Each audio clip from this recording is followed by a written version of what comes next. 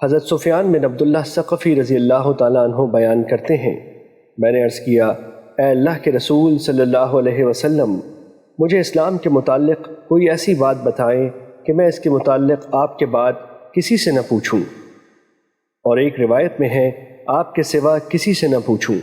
آپ صلی اللہ علیہ وسلم نے فرمایا، کہو میں اللہ پر ایمان لایا، پھر ثابت قدم ہو جاؤ۔ مشکوٰۃ المصابیح حدیث نمبر 15۔ حضرت طلحہ بن عبید اللہ رضی اللہ تعالیٰ عنہ بیان کرتے ہیں، اہل نجد سے پریشان حال بکھرے بالوں والا ایک شخص رسول اللہ صلی اللہ علیہ وسلم کی خدمت میں حاضر ہوا۔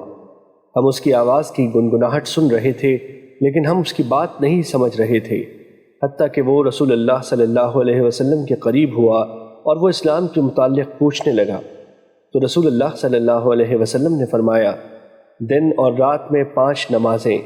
اس نے عرض کیا، کیا ان کے علاوہ بھی کوئی چیز مجھ پر فرض ہے؟ آپ صلی اللہ علیہ وسلم نے فرمایا، نہیں، مگر یہ کہ تم نفل پڑھو۔ رسول اللہ صلی اللہ علیہ وسلم نے فرمایا، اور ماہ رمضان کے روزے۔ اس نے پوچھا، کیا اس کے علاوہ بھی مجھ پر کوئی چیز لازم ہے؟ آپ صلی اللہ علیہ وسلم نے فرمایا، نہیں، الا یہ کہ تم نفلی روزہ رکھو۔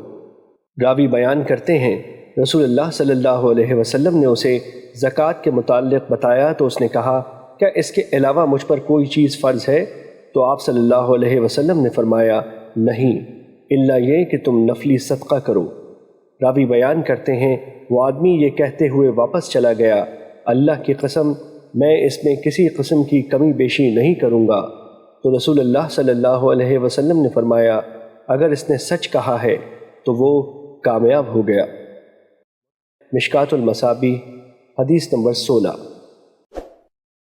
مزید اس طرح کی ویڈیو دیکھنے کے لیے ہمارا چینل سبسکرائب کر لیں۔ ملتے ہیں نیکسٹ ویڈیو میں۔